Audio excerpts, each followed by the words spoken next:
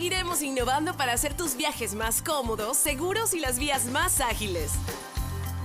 ATM en coordinación con la Alcaldía de Guayaquil.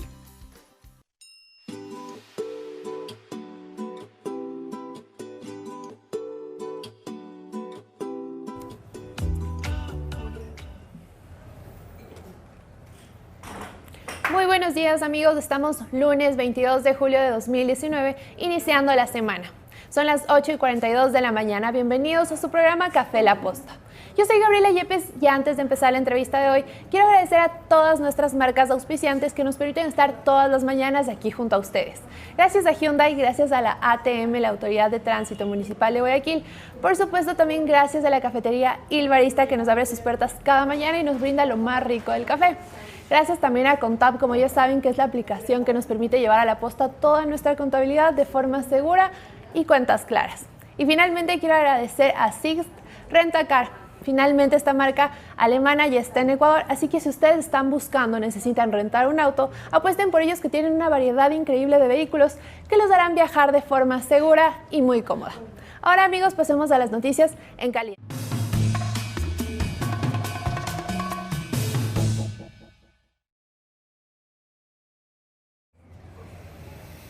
Bien amigos, en caliente, Julian Assange será extraditado a Estados Unidos. Este fue el anuncio que hizo el secretario de Estado Mike Pompeo este sábado en Guayaquil, cuando mantuvo una reunión con el presidente Lenín Moreno. La fecha y el estado donde se habrá llevado aún es incierto, pero el ministro británico Alan Duncan anunció el lunes pasado que la garantía de que Assange sea extraditado a un estado donde no exista la pena de muerte todavía sigue en pie. Por otro lado, amigos, en caliente, la Fiscalía General del Estado, por supuesto, sigue llevando adelante la investigación del caso Arroz Verde. Ahora está en búsqueda de información de movimientos del expresidente Rafael Correa. En una primera instancia, este viernes ya hablamos de que solicitó sus movimientos migratorios, pero ahora también ha pedido las declaraciones de impuestos, el IVA, el impuesto a la renta, su declaración patrimonial y también la salida de divisas en caso de que exista. La fiscal general ha dicho que en caso de que se encuentre nuevas pistas que vinculen al expresidente a Rafa a este caso Arroz Verde, los hará pública enseguida. Por otro lado, como ustedes saben, amigos, sigue en caliente el Consejo de Participación Ciudadana y la incertidumbre sobre su futuro, porque ahora está el cura Tuárez a la cabeza y tiene 3 personas aliadas, en contra de 3 que son la minoría. Y justamente para hacer un análisis de este tema, tengo como invitado a un ex consejero de Participación Ciudadana que estuvo en el Consejo Transitorio, Pablo Dávila. Acompáñenos de la entrevista.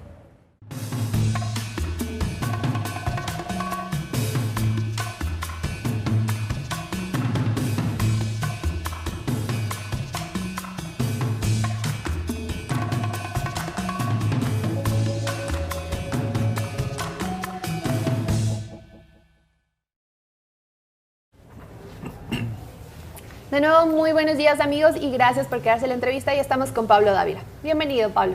Gabriela, buenos días. Muchas gracias por la invitación. Mira, Pablo, está aquí porque usted perteneció a un consejo transitorio, entonces tiene una idea de cómo se maneja este tema, esta institución, este quinto poder, y también tiene una referencia y nos puede dar una evaluación de cómo ha funcionado este mes y unos días más del nuevo consejo definitivo. ¿Cuál es su evaluación al respecto? Bueno, sobre el consejo en general, yo creo que la posición que nosotros concluimos presentando al país y a la ciudadanía, me refiero al Consejo Transitorio o a la mayoría de los miembros, es que se trata de un órgano que desafortunadamente concentra muchísimo poder. El solo hecho de poder designar a todas las instituciones, a las autoridades de las instituciones públicas, implica un riesgo enorme. Y me parece que eso hace que todos los ecuatorianos deberíamos discutir y reflexionar sobre la existencia mismo y la necesidad del Consejo. Ahora, sobre la segunda parte de tu pregunta, ¿cuál es mi balance? Francamente pienso que el país merece mejores funcionarios públicos. No puede ser que en este momento nosotros seamos testigos de prácticamente un circo al interior del Consejo de Participación Ciudadana. El país, como cualquier nación, aspira a tener a los mejores ciudadanos en la función pública. ¿Qué quiere decir eso? Gente que esté dispuesta a servir, a hacerlo con humildad, a hacerlo sin soberbia entendiendo que uno llega a la administración pública con el ánimo de colaborar, de prestar un servicio en términos de eficiencia. Y eso me parece que no estamos viendo en el actual Consejo. Yo particularmente como ciudadano, no como un ex miembro del Consejo, sino como un ciudadano común y corriente, aspiro mucho más de todas las autoridades, incluyendo los que están actualmente en el Consejo. Algo importante, lo que también se plantea la Comisión de Reinstitucionalización del país, de la cual usted forma parte, Pablo, es eliminarlo. ¿Cómo logramos eliminar a este Consejo de Participación Ciudadana? Para mí y para el comité, la vía correcta es una reforma parcial a la Constitución. El Consejo está previsto en la Constitución, es un órgano que forma parte del quinto poder que tú mencionabas al inicio de la entrevista, y cambiar esa estructura desde nuestro punto de vista requiere una reforma parcial. Para comprensión quizás de la audiencia, la Constitución puede ser modificada por dos vías: una enmienda que en términos generales se dedica para los cambios menores de la Constitución, y una reforma parcial que se destina a cambios más importantes, cambios más de fondo. Desde nuestro punto de vista, para poder eliminar el Consejo se requiere esta reforma parcial. En la práctica, ¿qué implica la reforma parcial? Necesitamos el apoyo de la ciudadanía con el 1% de las firmas de todas aquellas personas que constan en el padrón electoral. Estamos hablando de 130.000, redondeando un poquito más, ¿sí?, de firmas, para que con ese respaldo ciudadano nosotros podamos ir al Consejo Nacional Electoral, ir a la Asamblea Nacional, presentar nuestra propuesta de reforma a la Constitución, que la Asamblea discuta y finalmente ser convocados a un referéndum. ¿Cuánto tiempo nos puede llevar este proceso? En el cálculo que nosotros tenemos, aspiramos que hasta mediados del próximo año podamos estar en las urnas ya votando por la eliminación del Consejo. Hay que entender que el primer paso más importante es llegar a la Corte Constitucional, porque en este momento Pablo Dávila te puede dar una opinión de que esto es reforma parcial, una persona, Gabriela, puede opinar diferente, otro constitucionalista puede decir esto es una enmienda. Finalmente, la Corte Constitucional es la que tiene que resolver. Ese primer paso debemos cumplirlo, ir con una petición a la Corte Constitucional es lo primero que hay que hacer, esperar que la Corte se pronuncie en un plazo máximo de un mes. Con ese pronunciamiento, llegar al Consejo Nacional Electoral, solicitar los formularios y salir a recorrer el país para pedir las firmas. Con las firmas uno puede llegar ya finalmente ante la Asamblea Nacional y decirles: esta es la propuesta de eliminación del Consejo respaldada por al menos 200.000 firmas, y en la Asamblea se discute el proyecto y finalmente eso se envía al Consejo Nacional Electoral para convocar al referéndum. Todo esto, la Asamblea aquí tiene la última palabra para enviar el CNE y que se haga el referéndum. Bueno, en términos de procedimiento, la Asamblea tiene un importante rol, porque tiene que revisar el proyecto y analizarlo jurídicamente, pero quien tiene la última palabra es el pueblo ecuatoriano, que debe decidir en las urnas si vota a favor o en contra de la propuesta. ¿Cómo crees que va a ser la reacción de los ecuatorianos? Si bien se ha hablado de una encuesta de CEDATUS que dice que el 64.5% está en desacuerdo, quisiera que se elimine el Consejo de Participación Ciudadana, realmente es como una variable, no sabemos realmente lo que pueda pasar. ¿Qué crees que podría pasar? Yo creo que mucho va a depender de la campaña de información a los ciudadanos de este tema. Y lo explico de esta manera. El derecho de participación política en este caso, cuando le pides a los ciudadanos que comparezcan a las urnas para votar cualquier cosa, en este caso la eliminación de un órgano que desde nuestro punto de vista ha sido fuente absoluta de corrupción, ese derecho de participación requiere dos temas fundamentales. El primero, tener acceso a la información. La gente tiene que entender por qué le estamos pidiendo que vote de una o de otra manera. Y segundo, tiene que estar lo debidamente capacitada para comprender la información que tú le estás entregando. Si nosotros somos exitosos en transmitir toda la información que se necesita para poder comprender la necesidad de eliminar el Consejo, yo creo que hay una probabilidad muy alta de ganar este proceso y este referéndum. Indudablemente, tú sabes que finalmente esto se convierte en una campaña de orden político, no político partidista, pero sí es una propuesta ciudadana política. Así que van a haber muchos actores en contra, y creo que nosotros debemos demostrar la convicción suficiente para convocar a la ciudadanía a nivel nacional y transmitirle la necesidad importante por el beneficio del país que implica eliminar el Consejo. Bien, nosotros ya estamos hablando en la parte en donde se dé el referéndum y la última palabra la tendría la gente. Sí. ¿Qué pasa en la Asamblea? ¿Se puede estancar este proyecto? ¿Pueden decirlo, no lo aprobamos, no lo vamos a enviar al CNE para un referéndum? La Asamblea Nacional tiene la obligación de discutir en 2 debates la propuesta que venga respaldada, vamos a decir, por 200.000 firmas. Tanto es así que la Constitución y la ley pertinente establecen que si la Asamblea Nacional no discute esto en el total de 1 año, finalmente la propuesta tendrá que ir a referéndum en los términos que fue originalmente planteada. Entonces, el comité, por la institucionalización democrática, llegará a la Corte Constitucional con una propuesta. Esa propuesta va a obtener, esperemos, un respaldo masivo de los ciudadanos. Si eso llega a la Asamblea y la Asamblea no la discute en 1 año, finalmente nosotros podremos llegar al referéndum con la propuesta tal cual la hemos planteado en este momento. Aquí para entender una cosa, Pablo, digamos, tienen 1 año para hacer entre el primero y entre el segundo debate.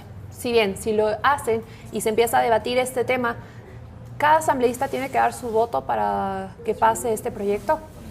Claro, finalmente... Claro, justamente ahí es la pregunta de la que yo te hacía antes.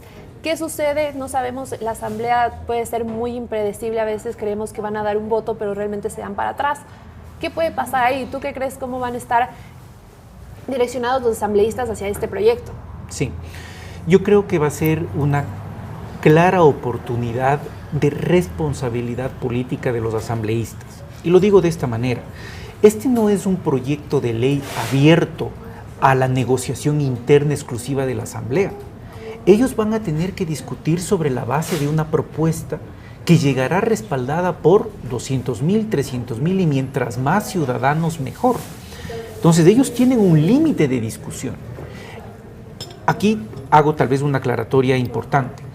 En la Asamblea, ellos, en este caso de reforma parcial, tienen 90 días al menos para discutir entre el primer debate y el segundo debate.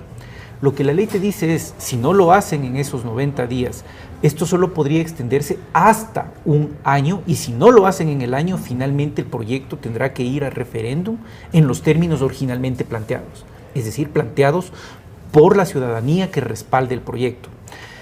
Tratando de responderte la pregunta, yo aspiro que los asambleístas en este proceso hagan un esfuerzo por reconocer la voluntad popular que vendrá respaldada por al menos 200.000 firmas que hemos dicho, discutan el proyecto y nos den la oportunidad y nos demos los ecuatorianos la oportunidad de discutir precisamente una propuesta que tiende a reforzar la institucionalidad pública. Bien, pero mi pregunta iba sobre todo porque mientras algunos actores políticos, entre estos usted y el comité del que ya hablamos, están impulsando la eliminación del Consejo de Participación Ciudadana.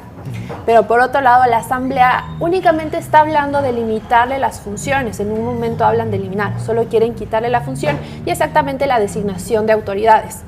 Entonces, ¿por dónde se van a guiar ellos? ¿Cuál sería la vía más óptima o la solución más óptima? ¿Limitar a estos funcionarios o eliminar la institución? Bueno, desde nuestro punto de vista, la decisión no solamente la más óptima, Gabriela, sino la apropiada, la correcta institucionalmente hablando, es eliminar el Consejo. Y lo justifico de esta manera. Desde nuestro punto de vista, hay que eliminar el Consejo porque una vez que tú le quitas las atribuciones de designación, ese Consejo no hace absolutamente nada. Mira, si uno revisa el artículo 208 de la Constitución de la República, tú tienes 3 bloques de atribuciones que hace el Consejo. El primero es supuestamente promover la participación ciudadana. El segundo es la lucha contra la corrupción. El tercero es la designación de autoridades. Si tú coges el primer bloque de atribuciones, que es promover la participación ciudadana, te topas con un contrasentido absoluto. ¿Cómo es posible que la participación ciudadana, la organización de los ciudadanos, tenga que darse a través de un ente del Estado? Lo que hemos hecho es estatizar la participación ciudadana. Eso no tiene sentido. Así que si tú eliminas eso, en realidad estarías corrigiendo un contrasentido que tiene la norma en este momento. El segundo bloque de atribuciones es aparentemente la lucha contra la corrupción. ¿Qué es lo que dice el artículo 208 cuando le da estas atribuciones al Consejo? El Consejo tendrá que promover la investigación de actos de corrupción. ¿Quién hace eso? El fiscal general del Estado. El Consejo deberá promover la investigación del manejo de fondos públicos. ¿Quién hace eso? El Contralor General del Estado. El Consejo deberá acompañar a los ciudadanos que denuncien actos de corrupción. ¿Quién hace eso? El Defensor del Pueblo. Este instante nosotros podríamos borrar todas esas atribuciones, si fuera así de sencillo, que no pasa absolutamente nada en la práctica. Entonces, eliminas el primer bloque de atribuciones, no pasa nada. Eliminas el segundo bloque de atribuciones, no pasa nada. ¿Qué te queda? La única y exclusiva razón por la que existe el Consejo, la eliminación de las autoridades. La pregunta que nosotros nos hacemos es, todo el mundo está de acuerdo en que hay que eliminar la atribución de designación, pero si las otras no sirven, entonces ¿para qué te quedas con el órgano? Queremos tener un órgano inerte que no hace absolutamente nada y pagarle a la gente que va a ese consejo sueldos y gastos administrativos y costos administrativos que nos cuesta a todos los ciudadanos de nuestros impuestos a un órgano que no hace nada. La única respuesta es desaparecer. Bien, aquí pueden haber muchas opiniones encontradas, ¿no? Sedatos dice que la mayoría de ecuatorianos no quieren que exista este consejo. Y también si le quitamos algunas funciones, como qué es lo que está estableciendo ahora la Asamblea, nos quedan, como usted dice, 2 bloques más de funciones que no tendrían mucho sentido. Pero aún así, mientras no sea eliminado y mientras no se le quite estas funciones, este Consejo de Participación Ciudadana, como usted ya ha dicho, puede ser muy peligroso. Y para llegar a una eliminación es mínimo 1 año. ¿Qué va a pasar en ese año? ¿Qué nos podemos esperar? ¿Qué van a hacer los consejeros? ¿Qué es lo más peligroso que pueden hacer? Bueno, de lo que nosotros hemos visto, y te digo ya este rato sumándome a la ciudadanía en general, creo que el mayor riesgo que existe es querer quebrantar el proceso de institucionalización democrática que se ha iniciado desde hace 1 año y medio. Finalmente, creo que el Consejo Transitorio hizo un trabajo responsable, no quiero decir el mejor trabajo ni mucho menos, pero hizo un trabajo responsable por tratar de poner autoridades independientes en los cargos.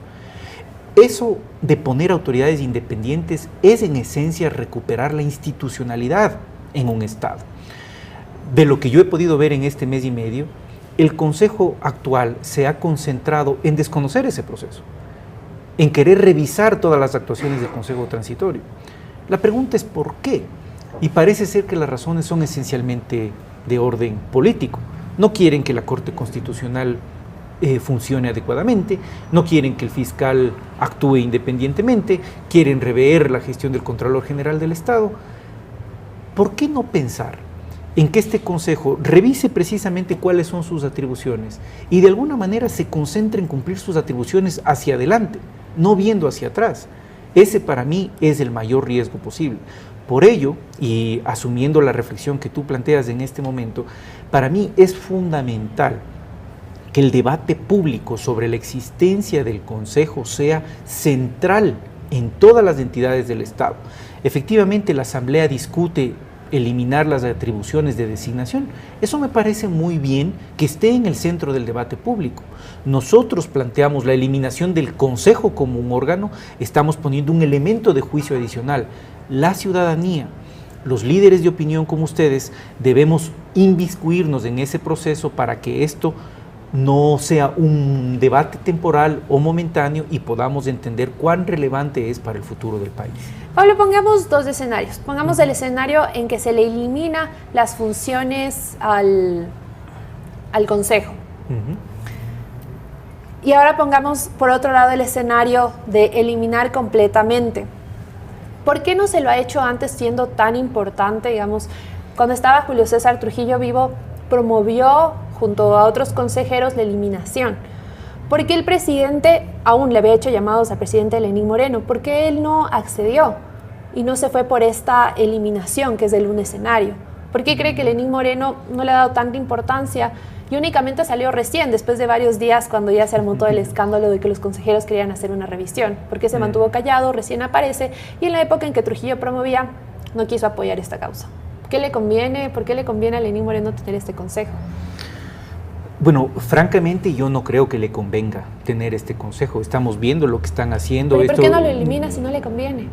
Bueno, hay que acordarse que en la consulta del año anterior, el presidente mismo, cuando nos llamó a todos los ciudadanos a votar por la pregunta 3, que hablaba de la cesación del consejo anterior y crear un consejo transitorio, en ese punto ellos resolvieron también poner que se elija por voto popular a los nuevos miembros del consejo definitivo.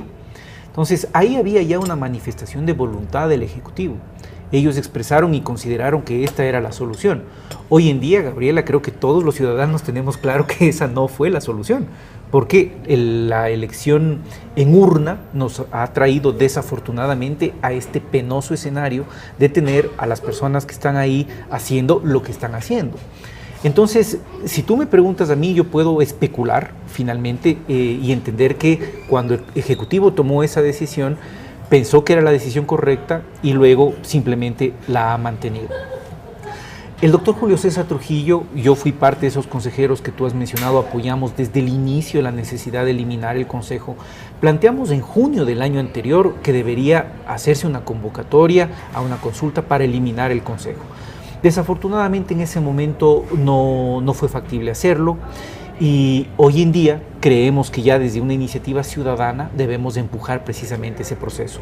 Ya no lo hacemos como autoridades públicas, ya no estamos en el cargo, pero creemos que es aún mucho mejor poder hacerlo como una iniciativa de la ciudadanía. Bien, aparte de estos procesos que se están impulsando como eliminar o limitarle las funciones, ellos tienen unos procesos de control político dentro de la Asamblea y dan posiblemente a un juicio político. ¿Qué pasa si en el escenario que ellos llegan al juicio político son destituidos y son censurados? ¿Quién va a la cabeza del Consejo hasta que se haga este proceso de la eliminación? Bueno, por principio, todos aquellos que fueron elegidos como consejeros suplentes tendrían que subir a reemplazar a aquellos que sean censurados políticamente. En cuanto a las autoridades, entiendo que hay una vicepresidenta del Consejo, que esa vicepresidenta tendrá que asumir la presidencia del Consejo si es que ella no es censurada también. Claro, porque también está entre los que podría eventualmente. Entonces, vamos a suponer que el presidente es destituido, la vicepresidenta es destituida, tienen que subir los suplentes y luego entre todos ellos deberán nombrar nuevamente a sus autoridades. Pero creo que la reflexión que tú planteas y la pregunta que planteas a mí me permite decir algo importante. Desde el punto de vista del comité que yo tengo el gusto, el honor de participar y de coordinar, el problema no está en las personas. Es una pena definitivamente que tengamos el tipo de autoridades públicas haciendo el tipo de cosas que estamos viendo en la función, como lo dije al inicio, pero finalmente la reflexión va mucho más allá de las personas. Nuestro punto de vista es que tenemos un problema de la institución. El diseño institucional está mal. Entonces no depende realmente de la calidad de funcionario público que tú tienes adentro. Hay que eliminar ese consejo. Ese consejo ejerce atribuciones extremadamente poderosas para entregárselo simplemente a 7 ciudadanos. Eso es lo que hay que eliminar. Y el riesgo se potencia aún más cuando penosamente tenemos funcionarios que aparentemente les importa muy poco o nada el futuro del país, la administración pública, y lo único que están pensando es en desestabilizar o desinstitucionalizar el país. Bien, me gustaría hacer un análisis, como ya he hablado, de los funcionarios que ahora están al frente del Consejo de Participación Ciudadana, el que está a la cabeza, el presidente José Carlos Tuárez. ¿Qué piensa de este personaje? O sea, ¿realmente puede ser peligroso? ¿Le tenemos que tener miedo? ¿O realmente es un sujeto populista que usa un discurso religioso político para llamar la atención? Por principio no creo que debemos tenerle miedo a las personas, pero creo que tenemos que tener mucho cuidado de las consecuencias de sus actos. Creo que por una línea de reflexión general, el funcionario público, si quiere cumplir su trabajo, debe estar dispuesto a servir a la ciudadanía. Y el acto de servir a la ciudadanía implica ciertos valores importantes: transparencia, honestidad frente a sí mismo y honestidad frente al país. Cero soberbia y humildad en el ejercicio de la función pública. Penosamente lo que hemos visto frente al actual presidente es absolutamente todo lo contrario. Una de las primeras declaraciones públicas que él hizo, que fueron motivo precisamente de atención de todos los medios y de los ciudadanos en general, fue decir: yo no me reúno con nadie, básicamente me reúno con el presidente de la República porque es mi par, casi que lo dijo así. Sí. ¿Uno qué puede aspirar de un funcionario que se supone lidera la participación ciudadana y lo único que hace es poner barreras frente a con quién voy a conversar y con quién no voy a conversar? Eso ya de por sí es un contrasentido absoluto. Segundo, si yo no tengo la capacidad de respetar la institucionalidad pública y de reconocer que la Asamblea Nacional es el ente de representación del pueblo soberano en el Ecuador y en cualquier parte del mundo, y lo único que digo es: a mí la Asamblea no me tiene que ni siquiera regresar a ver, me parece que esos son actos de soberbia que le pueden pasar factura, y le están pasando factura al actual presidente del Consejo. Un funcionario público está para servir. Lo insisto y lo repetiré siempre: el servicio implica varias cualidades importantes que aparentemente el presidente del Consejo carece. Bien, Pablo, tú has mencionado dos de las actuaciones famosas que tuvo el cura Tuárez, irreprochables también, claro, pero hay una última que sucedió este jueves pasado, en la que el cura Tuárez dice que Dios le ha hablado y que le ha dicho que tiene que hacer un llamado a la Asamblea Constituyente, tiene que llevar al país a una Asamblea Constituyente para que todos los políticos salgan. ¿Qué opinas de esto? ¿Realmente qué está pasando con este sujeto que salga con estas declaraciones? Y si realmente crees que está buscando una Asamblea Constituyente, como le dijo el ex consejero también Javier Zavala, dijo que todo este show que están armando es para llevar al país a una Asamblea Constituyente. Sí, yo comparto ese análisis. Creo que más allá de lo gracioso que nos puedan resultar las declaraciones hechas por el presidente Tuárez, finalmente hay un mensaje de fondo. Ahí hay una estrategia de orden político. Eso es llevar todo esto a una Asamblea Nacional Constituyente que una vez nos ponga en un escenario de desestabilización. Porque todos sabemos lo que implica la Asamblea Nacional Constituyente, prácticamente crear una nueva constitución. Cuando precisamente fueron todo el movimiento originario de Montecristi el que dijo que esta constitución iba a durar no sé cuántos años y prácticamente estaba escrita sobre piedra. Y ahora nos damos cuenta que es absolutamente lo contrario. Me parece que el análisis serio, el análisis responsable, tiene que medir esa intencionalidad que está detrás de las palabras del presidente del Consejo. Para mí es risible, la verdad, la forma en que él plantea las cosas. Sin embargo, en el fondo tenemos que estar muy alertas a este afán de desestabilización que se quiere hacer a través de una constituyente. ¿Quién cree que está atrás del cura Tuárez? ¿Quién le está motivando o quién le está asesorando para que diga todas estas cosas? ¿Qué agenda política cree que tiene atrás Tuárez? Y también su mayoría, conformada por la vicepresidenta y otros dos consejeros más. Bueno, no estoy seguro si lo están asesorando, pero sí me queda claro que el expresidente Correa ha sido una de las personas que se encargó de posicionar el tema de la Asamblea Nacional Constituyente. Cuando nosotros hemos hablado de convocar a un referéndum, que la gente lo llama en términos generales una consulta popular, y hemos dicho hay que eliminar el Consejo, inmediatamente ha salido por el otro lado el discurso: ya, pues llamemos a una consulta popular, pero para convocar a una Asamblea Nacional Constituyente. Entonces es cuestión de atar los cabos y solamente ver por dónde viene el discurso coincidencial. A mí me parece que hay una agenda compartida con el correísmo. Me parece que el presidente Tuárez en esa línea está defendiendo conceptos que el correísmo defiende, y hay que estar muy atentos hacia dónde quieren llevarnos ya políticamente hablando. Pablo, el fantasma de Rafael Correa en el país realmente sigue fuerte. O sea, él sigue presente aquí a pesar de no estarlo y que no se sabe su dirección, de dónde es su paradero en Bélgica. Él está aquí y lo vemos en expresiones como la del cura Tuárez. Y por eso yo le preguntaba al inicio si tenemos que tener miedo y que puede ser peligroso, porque Rafael Correa era un outsider que salió, se hizo populista, primero se manejó un discurso de izquierda y ahora tenemos todos los 10 años y todas las consecuencias que nos dejaron esos 10 años. Muchas veces la gente se puede llevar por apariencias, el correísmo todavía puede seguir, si no es tan fuerte, existe todavía en el país. Y si llegó a ser candidato y llegó a ser votado el cura Tuárez, ¿qué nos asegura que él nos esté preparando tal vez para unas presidenciales y con el apoyo de Correa. O sea, realmente sí puede ser peligroso, ¿no?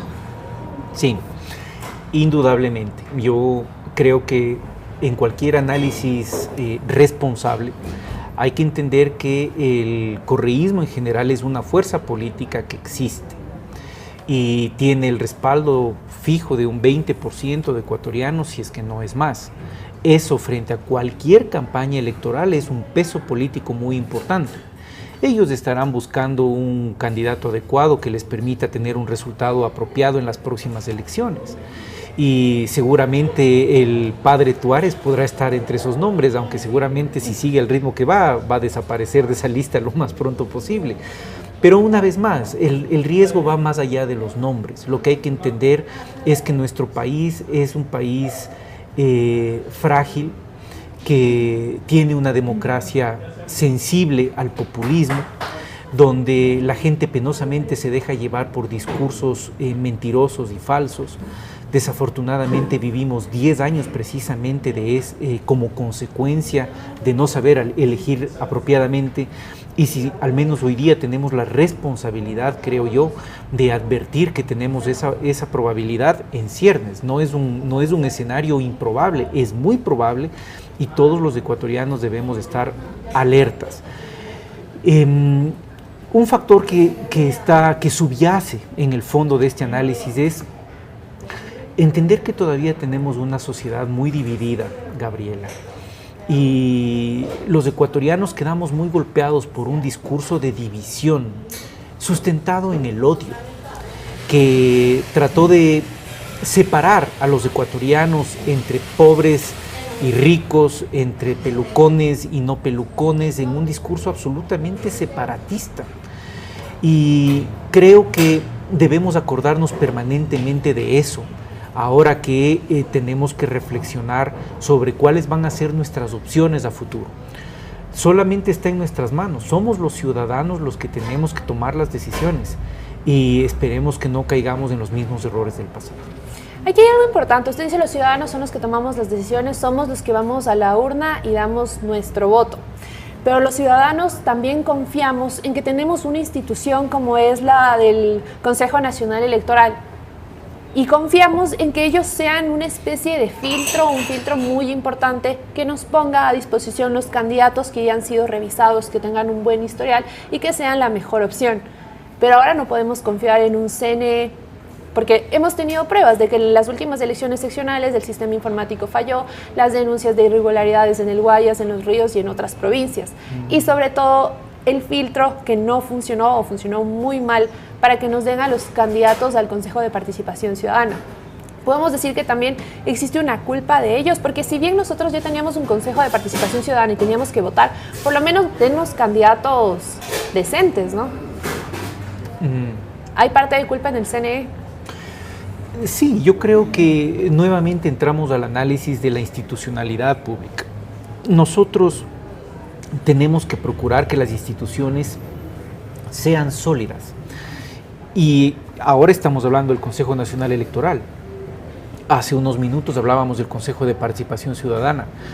De igual manera podríamos encontrar algunos ejemplos sobre la fortaleza que se espera de una Corte Constitucional o de un Consejo de la Judicatura responsable de evaluar, de permitir el ingreso de jueces y fiscales a la función judicial. Todo esto lo que nos lleva es a crear las herramientas necesarias para que las instituciones trabajen adecuadamente, para que estén blindadas de los intereses políticos, porque si tenemos un Consejo Nacional Electoral capaz de hacer su trabajo de manera independiente, cuando sus representantes tienen las herramientas suficientes para poder evaluar las carpetas, hacerlas de manera profesional, tener a los mejores candidatos, convocar al ejercicio de la democracia directa de los ciudadanos de la mejor manera, y luego garantizar que los resultados sean transparentes y que eso se ponga a conocimiento de los ciudadanos de manera inmediata, estamos empezando a funcionar como democracia. Pero otra vez, el ejemplo que tú planteas es una muestra más de cuán relevante es que los ecuatorianos empecemos a discutir sobre la importancia de las instituciones. Y yo pongo énfasis en esto, Gabriela, por una razón. todos los ciudadanos, absolutamente todos, ustedes aquí como líderes de opinión en La Posta, los ciudadanos en cualquiera de nuestras funciones, tenemos muchísimas prioridades de las cuales hablar y discutir. La denuncia de los actos de corrupción, recuperar el dinero robado, que los corruptos estén en prisión, las necesidades de empleo, las necesidades de salud, las necesidades de seguridad ciudadana. Todo ello indudablemente son prioridades para cualquiera de nosotros, pero el hecho es que mientras más posterguemos la obligación de debatir sobre institucionalidad pública, penosamente nos toparemos de aquí a 5 años o a 10 años hablando exactamente de lo mismo. Por eso yo aprecio y defiendo la necesidad de discutir en foros como este la urgencia de debatir sobre la importancia de las instituciones públicas para reforzar el futuro y el desarrollo de nuestra nación. Ahora, ¿cómo lo logramos? ¿Cómo logramos que estas instituciones realmente sean transparentes y permitan que todo el sistema, todo el Estado y todo el Ecuador funcione? Es necesario cambiar funcionarios, es necesario cambiar funciones, hacer, no sé, cambiar algunas cosas para que esto se dé, la reinstitucionalización de la que hablamos. Para mí, hablando del corto plazo, como les decía, la primera gran misión es eliminar el Consejo de Participación Ciudadana. Creo que hay que hacer una reforma también a nivel de la Asamblea Nacional. Hay que optimizar los procesos en la Asamblea Nacional. Hay que mejorar los controles internos para que la capacidad de fiscalización de la Asamblea se optimice, para que las decisiones y los procesos legislativos sean mucho más ágiles, para que la representación ciudadana se vea optimizada dentro de la Asamblea Nacional. Creo que hay que reforzar la autonomía y la independencia de la Fiscalía General del Estado. Hay varias decisiones que hay que tomar y yo, si tú me permites, Gabriela, quiero aprovechar este espacio para hacer un anuncio público importante. Nosotros en esta semana vamos a comparecer a la Corte Constitucional, específicamente el día miércoles a las 11 de la mañana. Vamos a comparecer a la Corte a presentar nuestra petición para eliminar el Consejo de Participación Ciudadana y pedir el dictamen a la Corte para que nos diga finalmente cuál es la vía correcta y con eso llegar al Consejo Nacional Electoral, pedir los formularios y empezar a recorrer el país pidiendo el apoyo de todos los ecuatorianos que estén convencidos de que esta discusión sobre institucionalidad pública es importante, pero además estén dispuestos a apoyar la eliminación del Consejo como un primer paso importante. Bien, Pablo, entonces podemos decir que esta propuesta de eliminar el Consejo de Participación queda en sus manos como comité. Ustedes se van a encargar de, como he dicho, ir a la Corte, ver cuál sería la mejor vía y salir a recoger las firmas. ¿Va a estar en sus manos? Bueno, sí, yo creo que vamos a ser parte del equipo que lidere. Yo creo que esto en esencia es una propuesta ciudadana y todo aquel ciudadano que quiera participar de este proceso es más que bienvenido en Quito, Guayaquil, Cuenca y en cualquier región del país. Pablo, usted se refiere a un equipo. ¿Qué equipo? ¿Y hay gente que está impulsando? ¿Y hay gente que iba a la Corte? ¿Se van a unir con alguien? Bueno, nosotros, el Comité por la Institucionalización Democrática, no somos más que un ente gestor de la estrategia que debe ser implementada por los ciudadanos en general. Como ustedes seguramente han escuchado, nosotros estamos empeñados en construir una plataforma social por la institucionalización democrática. Las últimas 3 semanas yo he estado recorriendo el país, hemos estado en diferentes provincias, en Azuay, Guayas, Manabí, El Oro, Loja, obviamente en Pichincha, en Tungurahua, para armar brigadas locales que nos apoyen en el proceso de difusión del mensaje, de estructuración de la propuesta y esperamos finalmente de recolección de las firmas. Así que estamos convocando a una serie de organizaciones sociales que están interesadas en participar en este proceso. Hemos definido 4 vertientes particulares: la vertiente de las organizaciones sindicales, las organizaciones empresariales, las organizaciones de la sociedad civil propiamente y la academia. En esos 4 frentes estamos estructurando comités locales en diferentes provincias del país y hemos recibido, lo digo pues con optimismo, el apoyo de muchas instituciones en estas provincias que hemos visitado y vamos a continuar el proceso de visitar todo el país hasta que empecemos la recolección de las firmas. Y Pablo, esperemos que ese proceso se apresure, porque aún así que se apresure ahora nos va a tocar esperar un año y nos va a tocar lidiar un año con los consejeros actuales, y si pasa algo en el juicio político, con consejeros que realmente, como tú has dicho, no es el problema las personas, sino la institución, y mientras existe esta institución es muy peligroso. Ahora, antes de finalizar, me gustaría hacer un análisis también de la última acción que tomó el Consejo de Participación Ciudadana, de la que se ha hablado, que es lo que querían armar un comité para la revisión de 9 jueces de la Corte Constitucional. Ahora los señores ya se retractaron, se echaron para atrás y prácticamente lo que quieren desaparecer es la resolución que hicieron para armar el comité. Ellos pueden desaparecer una resolución, están yendo en contra de alguna norma, cuál es el proceso que ellos deben seguir para ya no ir a esta formación de un comité. ¿Qué están haciendo? O sea, quiero saber si los procesos se están llevando bien o también los están llevando mal. Bueno, mira, desde mi opinión, creo que demuestra la falta de planificación en el trabajo de parte del comité. Si es que ellos estuvieran concentrados en un plan de acción, no hubiera necesidad de retractarse de las decisiones que toman en el camino. Una vez más, para mí lo que hay detrás de todas las decisiones que ha tomado hasta ahora el Consejo son de orden político. Ellos tienen una agenda política y van tanteando en el camino qué es lo que les puede salir bien y qué es lo que les sale mal. Hasta ahora creo que todo les ha salido bastante mal. Entonces les toca retractarse de las decisiones porque empiezan a medir los riesgos jurídicos que enfrentan por las decisiones que están tomando. Tal vez yo ato esta reflexión con algo que mencionaste hace un momento. Yo tengo muy claro que el tiempo es un factor importantísimo y que juega en contra de todos los que queremos que esto cambie en el corto plazo. Pero si unimos la reflexión, Gabriela, a que es imprescindible formar a los ciudadanos y que los ciudadanos entiendan el alcance del riesgo que representa para nuestro país el Consejo, el tiempo se puede volver en un aliado también.